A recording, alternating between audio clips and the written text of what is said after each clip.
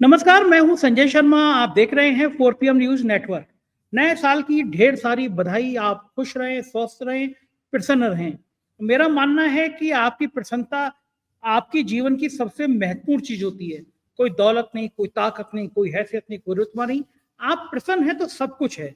आपको ये कभी टेस्ट करना हो कि ऊपर वाला आपसे खुश है या नहीं, तो आप ये देखिए आप दिन में कितने खुश रहते हैं। तो इस साल संकल्प लीजिए कि आपको जो भी करना है उसके लिए पहली कोशिश होनी चाहिए कि आप खुश कैसे रह सकें। तो एक बार फिर आपको बहुत-बहुत बधाई।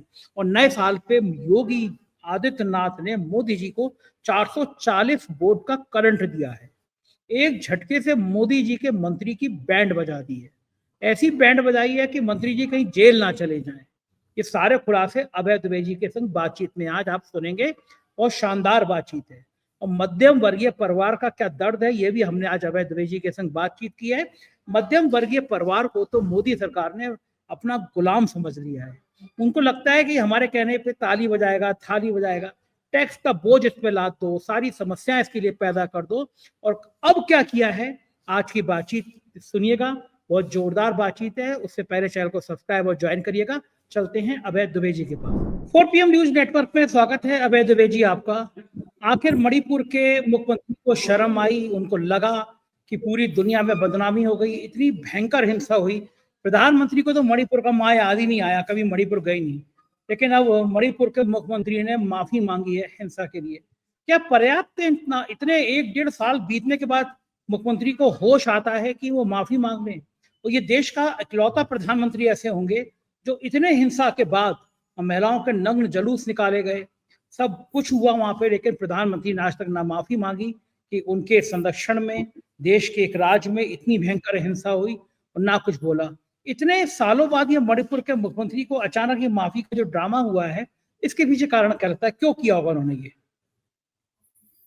देखिए, मेरा तो मानना यह है कि वीरेंद्र सिंह ने इसलिए माफी मांगी क्योंकि वो राष्ट्रीय स्वयंसेवक संघ की कतारों से नहीं आते हैं। वो पहले कांग्रेसी थे।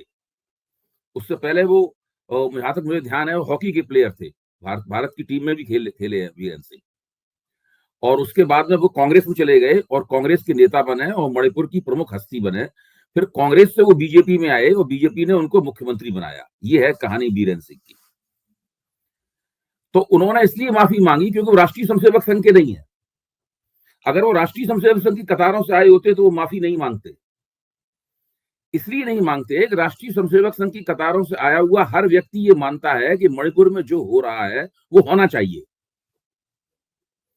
इसीलिए अमित शाह ने आज तक माफी नहीं मांगी। इसीलिए तो नरेंद्र मोदी ने आज तक माफी नहीं मांगी। इसीलिए नरेंद्र मोदी आज तक वहां कभी गए नहीं।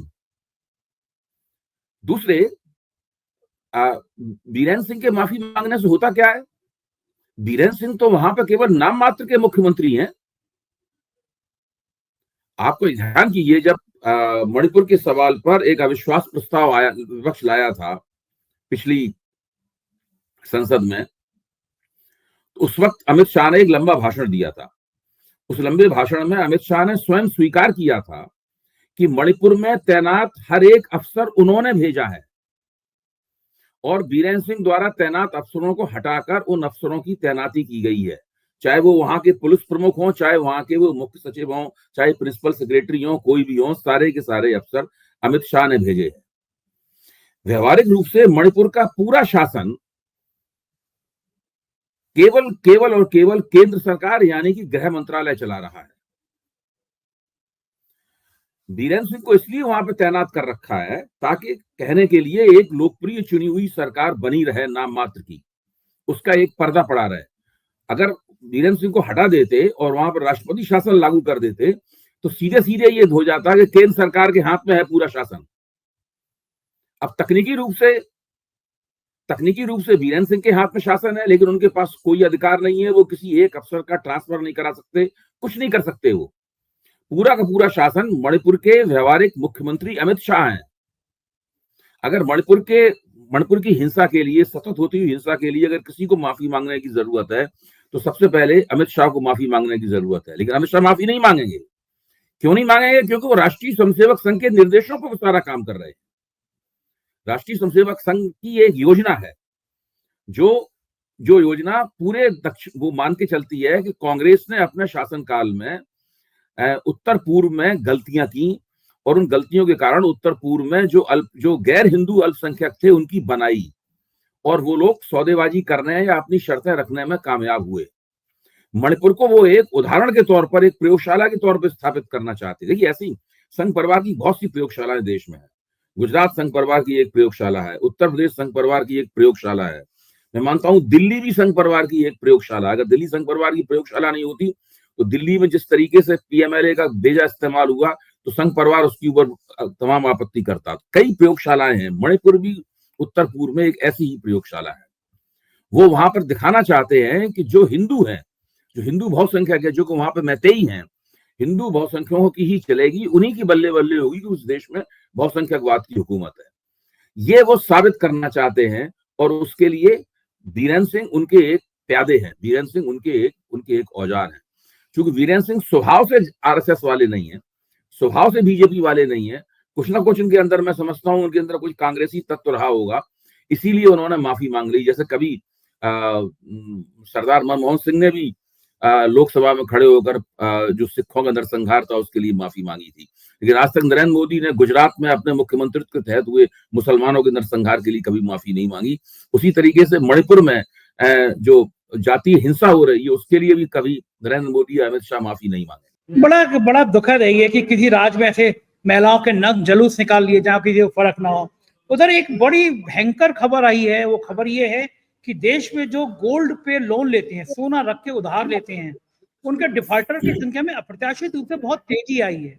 और कारण ये है कि जो मध्यम वर्गीय परिवार है उसने अपने बच्चों की पढ़ाई, अपनी दवा के लिए, मकान की किस्त के लिए कमर टूट गई है, अपना सोना गिरवी रखा है और वो उसकी किस्त चुका नहीं पाए तो सोना छुड़ा नहीं पाए, और सोने पे डिफॉल्टर की संख्या बढ़ गई। यानी जिन लोगों ने सोना रख के कर्जा लिया था वो अपना सोना छुड़ा नहीं पाए, वो कंपनी का सोना हो गया। इस भारत में जहां प्रधानमंत्री बड़ी बड़ी लंबी डींगे मार रहे हैं कि हम 5 इकोनॉमी हो जाएंगे, हम दुनिया की सबसे बड़ी अर्थव्यवस्था है, वहां के मध्यम वर्गीय परिवार का दर्द यह है कि वो सोना छुड़ा नहीं पा रहे हैं। घर की महिलाओं के लिए जिंदगी जैसा होता है सोना, छोटे छोटे सोने के आभूषण इकट्ठा करती हैं, वो रखती हैं, सजोती हैं कि अपने बेटी की शादी होगी इसको देंगे, लेकिन अब जीवन जीने के लिए सोना गिरवी रख रहे हैं और सोना छुड़ा नहीं पा रहे हैं।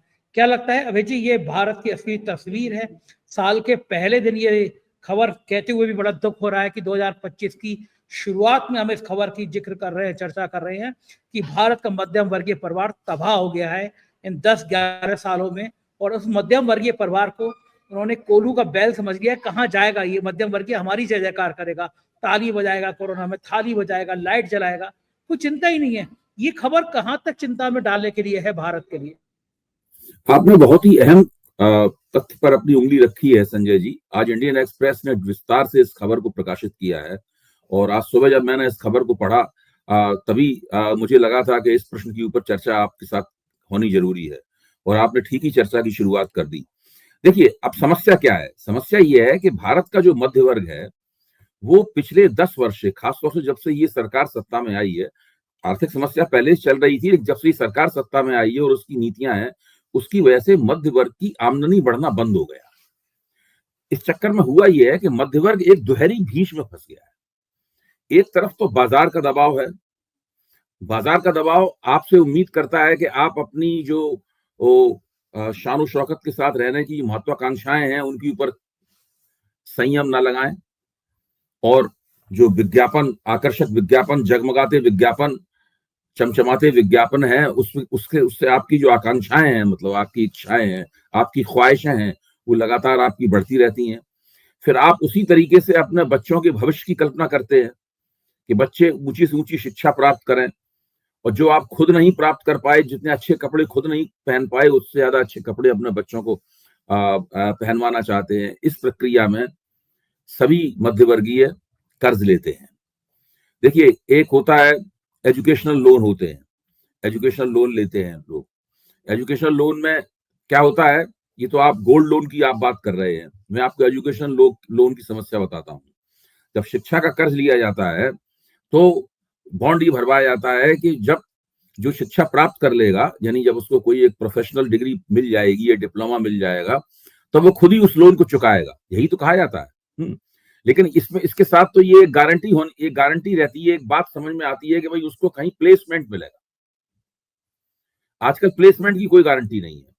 तो आप उन लोगों के बारे में सोचिए जिन्होंने पंजाब नेशनल बैंक से या स्टेट बैंक से या दूसरे सरकारी बैंकों से कोई चीज अपना मकान के पेपर्स गिरवी रख के या किसी तरह के उन्होंने कर्ज लिया है।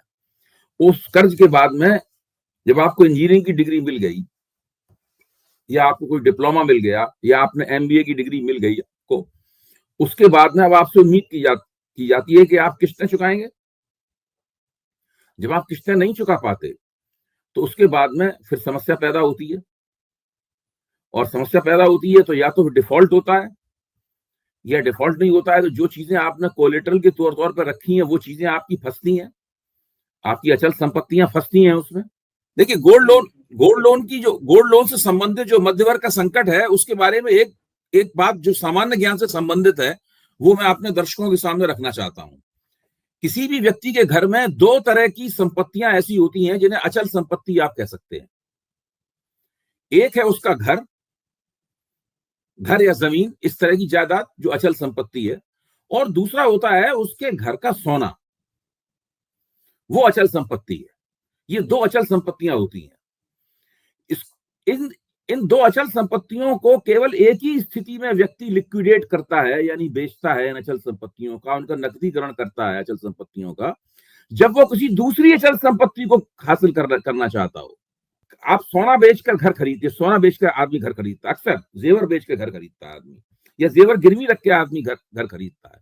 यानी उसका आप नकदीकरण तभी करते हैं जबकि आपको एक अचल संपत्ति के बदले दूसरी अचल संपत्ति हासिल करनी होती है। अगर आप अचल संपत्ति से अपने रोजमर्रा के खर्चे चलाना चाहते हैं उसको बेच के, तो इसका मतलब है कि आपकी अर्थव्यवस्था पूरी तरीके से नष्ट हो चुकी है। आपके पास आमदनी की कमी है, आपकी आमदनी न केवल बढ़ नहीं रही है, जो मौजूदा आमदनी है वो आपके खर्चे के मुकाबले बहुत ही कम है, और खर्चा ऐसा है इसको आप खर्चा ऐसा है इसको आप टाल नहीं सकते। आप अगर घर बेचकर या घर गिरवी रखकर, सोना बेचकर या सोना गिरवी रखकर अगर आप अपने बच्चों की शिक्षा के लिए खर्च करेंगे, अगर आप रोजमर्रा के खर्चों के लिए खर्च करेंगे, तो आपकी दुर्गति होना बिल्कुल तय। इसका मतलब यह है कि आपका आर्थिक भविष्य पूरी तरीके से अंधकारमय हो चुका है।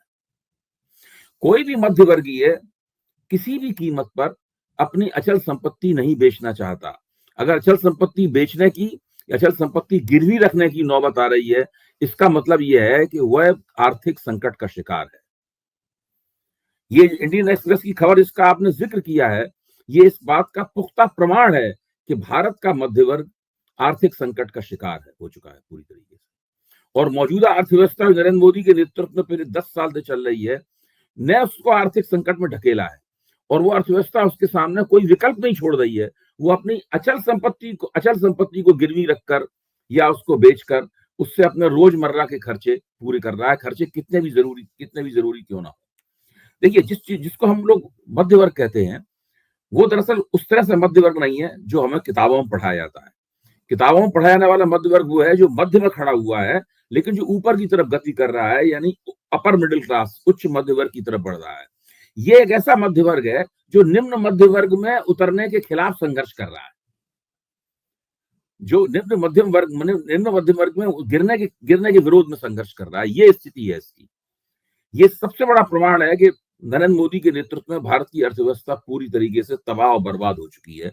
कितनी भी आप ढींगे मारें, कुछ भी करें। अब देखिए, जैसे ही सोना महंगा हुआ तो हर व्यक्ति को लगा कि सोने का जो परचेज प्राइस है, यानी जितने उसने प्रति तोला के हिसाब से या प्रति 10 ग्राम के हिसाब से सोना खरीदा था, उससे ज्यादा का आपको उसके ऊपर कर्ज मिल सकता है, उससे ज्यादा का आपको कर्ज मिल सकता है। और उसके बाद बेतहाशा बैंकों में सोना गिरवी रखकर कर्ज प्राप्त करने की होड़ लग गई। और चूंकि आपके पास आमदनी नहीं है, आप उस कर्ज को चुका नहीं सकते, उसका ब्याज नहीं दे सकते, कुछ नहीं कर सकते। उसके बाद अब आप बुरी तरीके से चक्कर में फंस गए, और आपके पास जो सुरक्षा थी, यानी जो आप कभी संकट में कहते नहीं, संकट जब आएगा तो हमारे पास संकट से निपटने के लिए ये चीजें रखी हुई हैं। आप नई संपत्तियां नहीं हासिल कर पा रहे हैं, और संकट से निपटने के लिए आपके पास कोई भी बैकअप प्लान नहीं है। कुछ नहीं बताइए अभय जी, ये मध्यम वर्ग हमेशा मोदी सरकार का बड़ा हितैषी रहा है। आमतौर पर आप देखेंगे कि जो सोसाइटी अंकल आंटियां होती हैं, दिन रात हिंदू धर्म का जाप पढ़ती रहती हैं, अंकल आंटी लोग मोदी जी का प्रचार करते रहते हैं। हर सोसाइटी का आरडब्ल्यू का ये हाल है। क्या सरकार ने ये मान लिया कि ये तो हमारे मधुआ मजदूर कहीं जाएंगे ही नहीं, तो हम इनकी चिंता क्या करना, ये रहेंगे तो यही। इतना इतना निकृष्ट सरकार कैसे सोच सकती है? देखिए, हिंदू हिंदू हिंदू हिंदू करके जिन लोगों को इन लोगों ने अपने जाल में फंसाया है, उन लोगों की धीरे धीरे सबकी समझ में आ रहा है कि दरअसल वो किस चक्कर में फंस गए हैं। मैं तो आज ही एक व्यक्ति से बात करके आ रहा हूं, वो पूरी जो आप जो बात कह रहे हैं ना, इन तमाम प्रश्नों के ऊपर एक गैर पॉलिटिकल आदमी थे, पढ़े लिखे, जो अपने आप को खुशहाल भी मानते थे, और वो ये मानते थे कि उनकी उनकी जिंदगी आप पहले की तरह सुविधाजनक नहीं रह गई। जबकि भारतीय जनता पार्टी के आप नेताओं से बातचीत कीजिए, वो मानते ही नहीं है कि ये सारी समस्याएं भी हैं कोई। इसलिए कभी उनके जो रणनीति के लिए जो बैठकें होती हैं, उनमें इन प्रश्नों के ऊपर विचार ही नहीं होता। उनमें तो प्रश्नों विचार होता रहता है कि किस तरह मुसलमानों के खिलाफ हिंदुओं को भड़काया जाए। सारी समस्याओं का हल ये है कि मुसलमान विरोधी डिस्कोर्स चलाया जाए, मुसलमान विरोधी नैरेटिव सेट किया जाए, खुदाइयां की जाए। अब्दुल की चूड़ी टाइट होने के चक्कर में मध्यम वर्गीय की चूड़ी टाइट हो गई। मध्य वर्ग की जो गोल्ड लोन क्राइसिस है, ये क्राइसिस इस बात की प्रमाण है कि भारत की अर्थव्यवस्था संकट में है, केवल मध्य वर्ग संकट में नहीं है। दुनिया में ऐसी कोई अर्थव्यवस्था नहीं है जो बिना मध्य वर्ग की बहबूदी के, बिना मध्य वर्ग की समृद्धि के आगे बढ़ती हो। मध्य वर्ग ही दरअसल किसी भी अर्थव्यवस्था का जो है वो मोटिव फोर्स होता है, उसका इंजन होता है, चालक इंजन होता है। क्योंकि मध्य वर्ग की आमदनी जब तक नहीं बढ़ेगी तो वो बाजार में नहीं निकलेगा, वो चीजों को खरीदेगा नहीं, तब तक कंज्यूमरिज्म पैदा नहीं होगा, तब तक आप जो भी फैक्ट्रियों में माल बनाते हैं वो माल नहीं बिकेगा, लोगों के चेहरे पे खुशहाली की चमक नहीं आएगी। मध्यवर्गी दरअसल आपका पूरा नैरेटिव चलाता है, और ये सरकार जिस मध्यवर्ग के दम पर अपना हिंदुत्ववादी नैरेटिव चला रही थी, दरअसल वही मध्य वर्ग धीरे धीरे कर अपनी इन्हीं परेशानियों के कारण इस सरकार के खिलाफ होता चला जाएगा।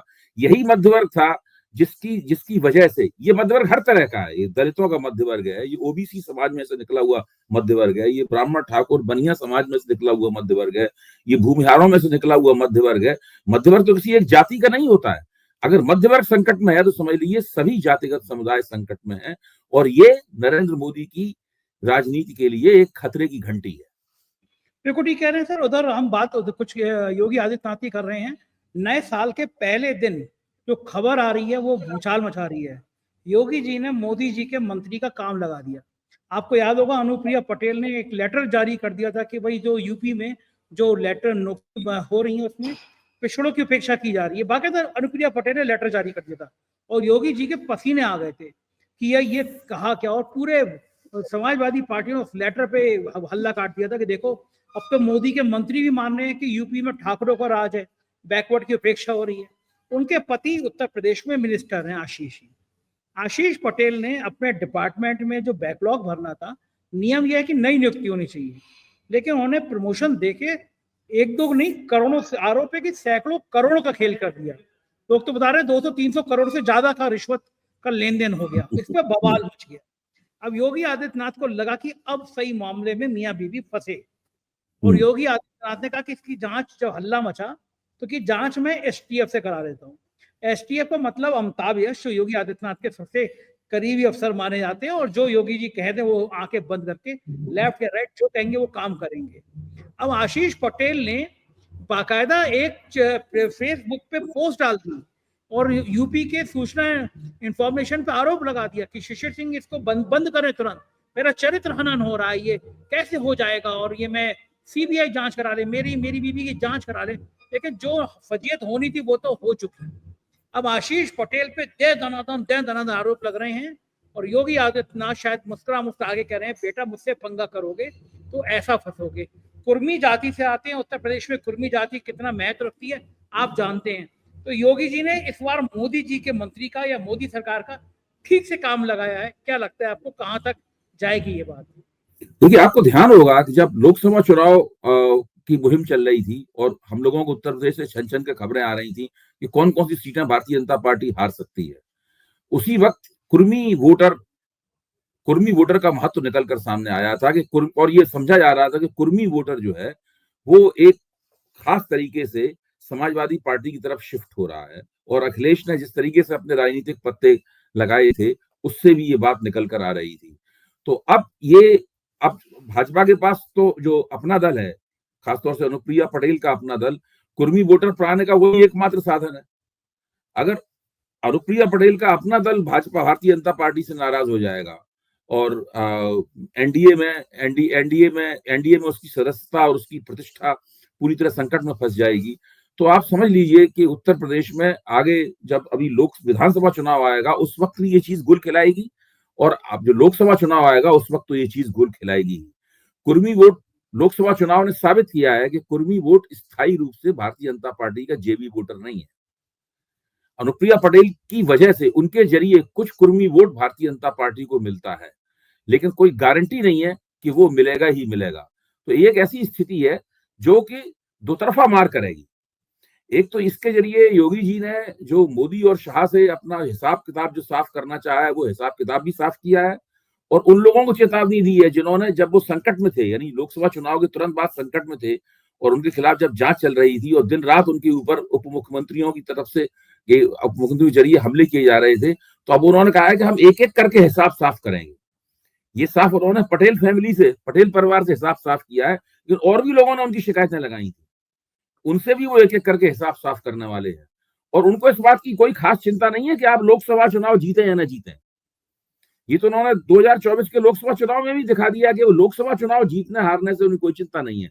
उनकी चिंता जरूर है कि विधानसभा चुनाव जीतना चाहिए, और विधानसभा चुनाव जीतने के बाद में फिर वो आराम से बैठ जाएंगे। अगर विधानसभा चुनाव वो जीतते हैं 2027 का, तो आराम से फिर बैठ जाएंगे। मोदी जी कहेंगे आप लोकसभा चुनाव जीत लीजिए। यही बिल्कुल काम उन्होंने 2024 के लोकसभा चुनाव के दौरान किया था। यानी बिल्कुल सही बात है, उन्होंने एंड टाइम पे योगी जी ने दिखा दिया मोदी जी को कि धोबी पार चलना वो भी जानते हैं, और चल के दिखा दिया। जाहिर है अब ये लड़ाई और बढ़ने वाली है। यूपी के एक मंत्री जी का मुझे लगता है बैंड बजने वाला है अगर एसटीएफ दस्तावेज निकाल लाई। लेकिन बड़ा समस्या है, ऐसे ही एक आरोप लगा था यूपी के पीडब्ल्यूडी मिनिस्टर थे जितेंद्र प्रसाद, जो केंद्रीय मंत्री हैं, उन पे भी सेम आरोप लगा था कि जितेंद्र प्रसाद बाबू ने अपने डिपार्टमेंट में जब पोस्टिंग करनी थी, ट्रांसफर करने थे, 1-2 करोड़ नहीं 400 करोड़ की रिश्वत की बात सामने आई थी, और जितेंद्र प्रसाद अपना ओएसडी दिल्ली से लाए थे। योगी जी ने तुरंत उसे वापस कर दिया, विजिलेंस को जांच दे दी, बच गए जितेंद्र प्रसाद, वरना वो भी योगी जी का बस चलता तो पहुंचा देते वो अंदर। इसका मतलब योगी जी जो दिल्ली की टीम है उसको एक एक करके ठिकाने लगा रहे हैं। नहीं, देखिए योगी जी तो मुख्यमंत्री बनने के मेरे ख्याल से 1 या 2 साल के बाद में वो पूरी एक ऑटोनोमस चीफ मिनिस्टर बनने की कोशिश उनकी लगातार रही है, और उस चीज को कभी भी नरेंद्र मोदी ने, पीएमओ ने और अमित शाह ने कभी उसको पसंद नहीं किया। और अब 2024 के चुनाव के दौरान ही झगड़ा शुरू हो गया था, और उसके बाद से जो स्थिति है उसमें उन्हें जब भी मौका मिलेगा वो अपनी दावेदारी जरूर करेंगे, और ऐसे किसी व्यक्ति को वो छोड़ने वाले नहीं है जिन्होंने उनकी टांग खिंचाई की है या जिन्होंने उनकी प्रतिष्ठा के ऊपर प्रतिष्ठा को संदिग्ध बनाया है। योगी जी उसके ऊपर हमला जरूर करने वाले हैं, और वो बचेगा नहीं किसी कीमत पे। और इस मामले में उनका मामला साफ है, वो निजी तौर पर लोगों से मिलते हैं और साफ कहते हैं कि मैं इन लोगों को छोड़ने वाला नहीं। देखिए ये दोनों जो उप मुख्यमंत्री हैं ये बने हुए हैं अभी, क्योंकि अभी योगी जी ऐसी स्थिति में नहीं है कि इनको निकाल सके। उनका बस जिस दिन बस होगा उस दिन वो इन दोनों को भी मंत्रिमंडल से निकाल देंगे। बिल्कुल ठीक बात है। बहुत बहुत शुक्रिया अभय जी, इस रोचक बातचीत में आपने समय दिया, थैंक यू। ये तो अभय दुबे जी की बातचीत से आप समझ गए होंगे कि यूपी में क्या होने वाला है, देश में क्या होने वाला है, मध्यम वर्गीय परिवार के साथ क्या होने वाला है। कैसी लगी बातचीत, मुझे अपनी राय से अवगत कराइएगा। एक बार फिर नए साल की हार्दिक बधाई, happy new year to you. Thank you.